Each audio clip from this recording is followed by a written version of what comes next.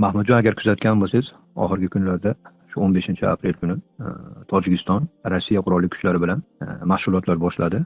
Ya'ni o'quv mashg'ulotlari davomida ikki davlat harbiy kontingenti terroristik to'dalarini yo'q qilish uchun qurolli kuchlardan foydalanishni tashkil etish, tog'li yerlarda belgilangan vazifalarni bajarish uchun o'quv bo'linmalarini tayyorladi, deyapti. Va shuni oldida 16 apreldan O'zbekistonda NATO mashg'ulotlari ochildi, deyapti. Ya'ni Shimoliy Atlantika shartnomasi tashkiloti NATO mutaxassislari O'zbekiston Mudofaa vazirligining kichik mutaxassislari tayyorlash markaziy kursantlar uchun trening o'tkazmoqda. Bu haqda Mudofaa vazirligi matbuot xizmati xabar berdi.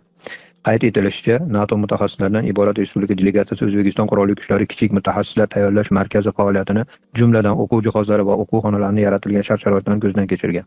Endi bu yerda aytilyaptiki, kursantlar tayyorlanadi, deyapti, maxsus guruh tayyorlanadi, deyapti. Mana shu endi bir qancha nima, agar kuzatgan bo'lsangiz, shunga qanday izoh berasiz? Shuni so'ramoqchi edim. Endi oxirgi mahalda mana bu G'azo voqealaridan keyin bu g'arb sharmandaligi ham, boshqa kofir державаларning qanchalik bir rasvo sharmandaligi butun dunyoga yana bir bor ko'rinib qoldi. Haligi yolg'ondan Birlashgan Millatlar Tashkiloti degan tashkilot butun insoniyat uchun qayg'uradi, muammosini hal qiladi, yordam beradi, kerak bo'lsa yomonlarni jazolaydi degan yolg'on shunaqa tashviqotlari o'sha bir tiyinga qimmatli fikrlarligi bilinib qoldi. To'g'rimi? Inson huquqlari deyishar edi, boshqa der edi. Bir tajovuzkor bo'lsa, unga qarshi hammamiz kurashishimiz kerak edi. Masalan, 90-yillarda Iroq o'zimni bir qismim bu Kuvayt. Faqat buni Angliya bosib olib turib, qanaqadir o'sha yerdagi neftni kavlash uchun o'rab qo'ygan alohida qilib. Biz o'zimiz bitta shahar eskitdan deb turib, shunday armiyasi bilan kirib, bo'ldi, biz bir qismimizdan deganda, butun dunyoda o'sha BMT hamma anaqalarni armiyalarni birlashtirib, koalitsiya tuzib, Amerika boshligidan. Qolganlari ham qarshi yashab turgan o'sha mahaldagi SSSR, Xitoy, narigi g'arb hammasini to'plab kelib turib, Iroqni bombalab xonavayron qilgan. Undan tashqari yana sanksiyalar qo'ygan. Ya'ni odamlarning ko'ziga mana agar bir davlat ikkinchisiga agressiya yo'li bilan bostirib kirsa, bu dunyo hamjamiyati qarab turmaydi. Shuning uchun bizga a'zo bo'lsanglar, omonlikda bo'lasizlar degan yolg'on fikrlar tarqatishardi. Undan keyin mana o'ris Ukrainaga bostirib kirdi. Amerikani o'zi Afg'onistonga hech kimdan so'ramasdan bostirib kirdi. Yana shunga o'xshagan boshqa davlatlar, masalan, Fransiya, Afrikada o'sha Nigeriya, boshqa yana Mali, boshqa joylarga to'g'ridan-to'g'ri bostirib kirib, qancha qirg'in-barotlar qildi. Lekin bularga hech kim indamadi. Ya'ni o'sha xalqaro BMTdagi xavfsizlik kengashi bor. Xavfsizlik kengashining doimiy a'zolari 5 ta va o'sha 5 ta doimiy a'zo, ya'ni Amerika, Angliya, Fransiya, Xitoy, Rossiya. Mana shular veto huquqiga ega. Ya'ni kimdir bularga qarshi gapirsa, o'sha huquqdan foydalanadi. Boshqalarda unaqangi huquq yo'q. Demak, bu mana shu beshalasi xohlagan yerda bosib oladi, xohlagan yerda qirg'in qiladi, xohlagancha buzg'unchilik qiladi. Ya'ni bularga qarshi hech narsa bo'lmaydi. Faqat boshqa davlatlar qilsa bo'ladi. Jumladan Isroil o'sha Amerikani haligi o'gay yetimi bo'lgani uchun xohlagancha ifloslik qilishi mumkin. Unga qarshi kimdir biror narsa desa, Amerika o'sha veto huquqidan foydalanib, o'sha yerda uni himoya qiladi. Va himoya qilyapti. Mana oxirgi paytda ko'ryapmiz, 110 mingdan oshdi. Ya'ni o'lganlar, yaralanganlar. Aksari ayollar bilan bolalar, ya'ni 80% dan oshiq. Ya'ni butun dunyo ko'rib turibdi, ya'ni shuni onlayn ko'ryapti o'sha yerga. Hatto hali tepalariga katta-katta kameralar o'rnatib turgan, qanday bombalanayotgani, qanday o'layotgani, qanday ochidan o'sha ozgina o'sha oziq-ovqat irg'isa, osmondan shuni qanday bir yugurib borib, hatto dengizda bo'lsa tushib olaman deb cho'kib ketayotganini ko'zi bilan onlayn ko'rib turibdi. Butun dunyo. Lekin hech kim mana bu narsaga ta'sir o'tkaza olmayapti. Ya'ni yo Yahudiyni tiyib qo'ya olmayapti, yo unga yordam berayotgan o'sha Amerika boshli butun boshli g'arb yordam beryapti. Haligacha qurol-yarog' bilan, mablag' bilan. Bularga hech narsa demayapti. Hali Birlashgan Millatlar Tashkiloti degan tashkilot shunaqangi bir rasvo bo'lgan, shunaqa bir tiyinga qimmat bo'lgan tashkilotligini ko'rsatdi. Ya'ni marionetka tashkilot, ya'ni uni paydo qilgan o'sha 5-6 ta zo'ravon davlatlarga xizmat qiladi, boshqalarga xizmat qilmaydi. Endi mana shu narsani fonida endi butun dunyoda odamlar endi avvalgiday emas, ko'rib turibdi, uyg'onyapti, bir-biriga fikr almashish imkoniyatlari bor. Avvallari shu narsalarni yopiq qozonda ostida o'tib ketar edi. Televideniyalar bu haqida lom-mim demas edi. Qaytanga oqlab va terroristlarni o'ldirdik deb qo'yishardi, bo'ldi, shu bilan bechoralar qirib ketaveradi. Endi hozir uni qilish qiyin ekan. Hali yosh o'layotgan go'daklarni hamma ko'ryapti. Biz terroristlarni ustiga zarba berdik desa, hali videoda ko'rinib turibdi. Mana 6 yoshli terrorist ustiga bomba tashladingmi? Voy rasvoy deydi-da o'zi. Har qanday odam. Hozir endi qiyin bo'lib qoldi haligini has qo'shlab o'tib ketish. Chunki oxirgi mahalda qattiq bir media zarbalar bo'lyapti. Ya'ni butun dunyoda odamlar norozi. Isroildan ham uni himoya qilayotgan Amerika-yu, uni yonboshdagi g'arbdan ham odamlar norozi. Ha, bular 200lamachi beti yo'q odamlar ekanda. Bu davlatlar eng iflos, yolg'onchi bo'lgan qasamxo'r davlatlar ekanda. Inson huquqlari deyotganda shunaqa bir yolg'on gapiradigan betamizlar ekanda deb turib, shunaqa darajada ko'tarilyapti. Endi buni o'zgartirish uchun oxirgi mahalda shunaqangi manyovrlar qilyapti. Shulardan bittasi Moskvada bo'lgan ishlar. Hali ish bo'lmasdan avval musulmonlar o'sha yerda terakt uyushtirmoqchi degan yolg'on xabarni tarqatdi. Hali uyushtirib yerda bo'lib bo'lmasdan turib Amerika, Isroil birinchilardan bo'lib buni o'sha musulmonlar qildi dedi. O'g'risi o'zi bo'lsa buni g'arb uyushtirgan Ukrainani qo'li bilan. Ukraina bu narsani ustida turibdi. Buni moliyalashtirgan qilgan Ukraina. Lekin qo'lga tushganlar musulmonlar tushadi. Ya'ni maqsadlari nima edi bular desa, o'zi bularning maqsadlari oxirgi mahalda musulmonlarni mazlum bo'layotganligi.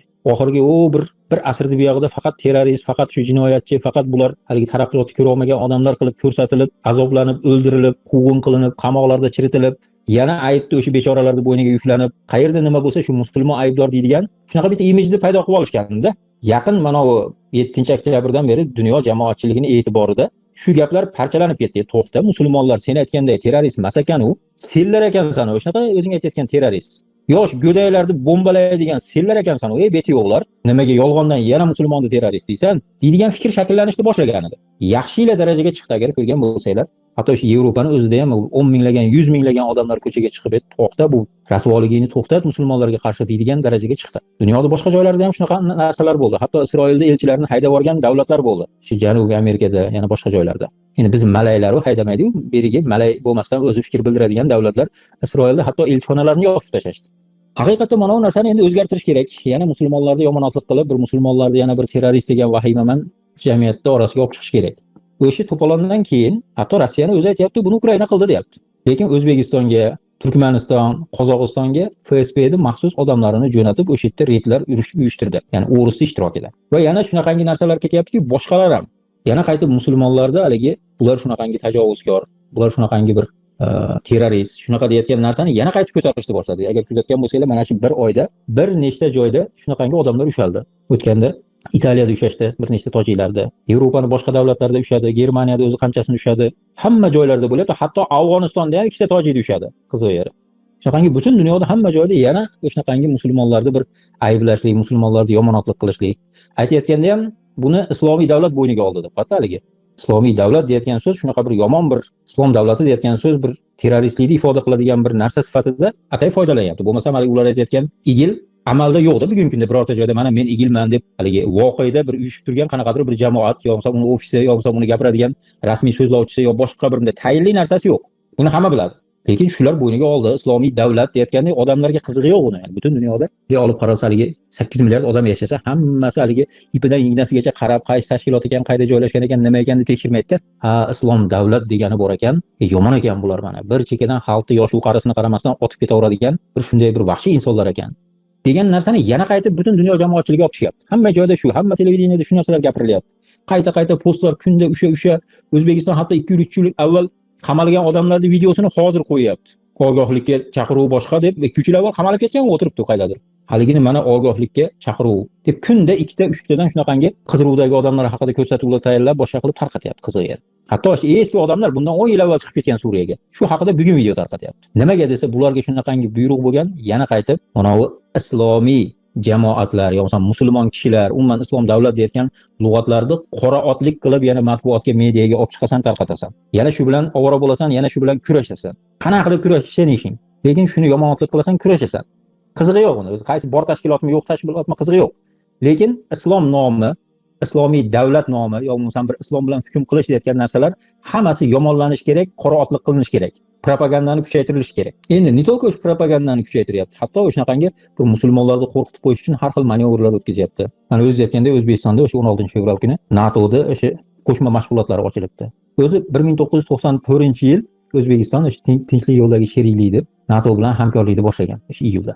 Keyinchalik bu saladagi 2005-yildan keyin e'tiborsizroq bo'lib qolgan edi, lekin avvaldan bor narsa edi, bu yangi bugun olib kelgan yo'q. Lekin yaqindan beri yana NATOda O'rta Osiyoda sal bo'lsa ham avvalgidan ko'ra g'imirlab qoldi. Bo'lib ham endi asosiy O'rta Osiyodagi bir mahallar hatto NATOga kirishlikni plan qilgan davlat O'zbekiston edi. Shuning uchun O'zbekistonga kelib, shu qo'shma mashg'ulotlar o'tkazib, shunga o'xshagan bemazagarchiliklarni boshlayapti. Bu nimaga qarshi desa, asosan musulmonlarga qarshi bu yerda ham. Tojikistonda o'tkazilayotgan o'sha Rossiya bilan qo'shma mashg'ulotlari ham kimga qarshi desa, u yerdagi asosiy o'zi ko'rsatayotgan o'zlarini vaji terroristik to'dalarni yo'q qilish uchun deyapti. Shunaqangi o'zlaricha bir, ya'ni terroristlar bo'lsa, ular bostirib kirgan bo'lsa, shunga qarshi shunaqangi manevrlar o'tkazishimiz kerak, harbiy bir qurolli shularga qarshi bir harakatga tayyorlanishimiz kerak degan narsalarni tarqatyapti. Ya'ni hali Tojikistonda hech qanaqangi musulmonlarning bir xavfi ko'rinayotgani yo'q. Chunki Tojikiston necha yildan beri repressiya qilib, sal soqoli chiqib qolganda ham olib borib tekshirib, sal bir narsa topsa-topmasa olib borib qamab, quvg'in qilib, o'ldirib, boshqa qilib, ya'ni Mamlakatni ichida unaqangi bir jiddiy bir islomiy xavf yo'q o'zi aslida ko'zga ko'ringan. Lekin yana ham qattiqroq rejimda ushlab turishlik uchun anaqangi qo'rqituvchi yig'inlar, boshqa narsalar yurib qoldi. Rostdan ham e'tibor bergan bo'lsanglar, oxirgi kunlarda hali ritorikalar o'zgarib qoldi-da, bundan 2-3 oy avvalgi butun e'tibor o'sha Yaqin Sharq, G'azo, Falastin, Isroil shu haqida gapirilyotgandi. Qayerga qarama shunaqangi edi ahvol. Ya'ni iloji yo'q. Haligi odamlar ko'chaga massiviy chiqib 10 minglagan, 100 minglagan odamlar tinmay shunaqa bo'layotganligi uchun buni gapirmasdan o'tib ketish iloji yo'q edi. Tilini uchida bo'lsa ham bir gapirib, boshqacha izoh berib bo'lsa ham, boshqacha talqin qilib bo'lsa ham shu haqida gapiryapti. Oxirgi mana 1-2 oyda anchagina buroldi shu narsani. Yana mana kundan kunga shunaqangi ishlarni olib boryapti. Mana kechagindagi Eronning o'yini ham ancha burib tashladi shu narsani. Ya'ni mana ko'rdingmi musulmonlar, sal qo'ysang mana shunaqangi tajovuz qilishdan ham toymaydi bular. Deb turib buni yana agressiv qilib ko'rsatib, yana unga hali islomning nomini choplab, bo'lmasam Eronga umuman aloqasi yo'qda islomda.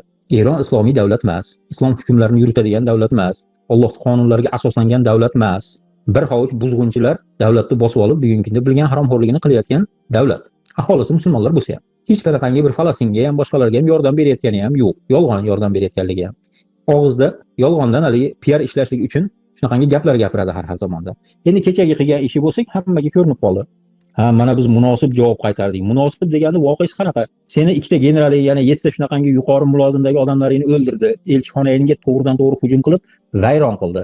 Munosib javob ikkita eng kamida generalini o'ldirishing kerak Yahudiyni, yana bir qancha shunaqangi mulozimlarni o'ldirishing kerak. Ko'zga ko'ringan bir narsasini o'shana qilib, sen ham hujum qilib, xonavayron qilishing kerak. Shu munosib bo'ladi. Munosib degan so'zni voqealigi shunaqa.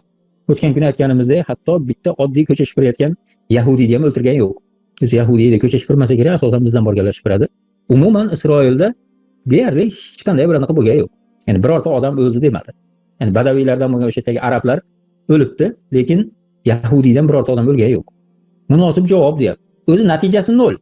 Lekin medialarda butun e'tiborini o'sha G'azoda qirilayotgan mahalda, o'sha bomba otdi degan kuni 64 ta g'azolik o'lgan. Undan oldin 100 tadan oshiq odam o'lgan. 2-3 kun o'sha shularning to'polonida asosiy gap shu yoqda gapirilayotganda kamida 200 tadan oshiq G'azoda odam o'ldirildi Yahudiylar tomonidan. Lekin bu haqida hech kim e'tibor ham qilgan yo'q. Hammani Eron shunaqa qildi deydi. Hech narsa qilmadi Eron deydi. Natijasini qarasang 0. Yolg'ondan o'yin qildi o'sha birodari Yahud, birodari Amerika bilan birga menimcha gaplashib olib qildimi? Qanaqa qilib qildi? Ya'ni gaplashib olib qildimi deyotganim, bu narsani butun mediaga o'zlari oshkor qildi. Ya'ni biz otayotgan bombani qayerga otayotganligimizni ogohlantirdik Yahudiylarni deb buni o'zi aytdi.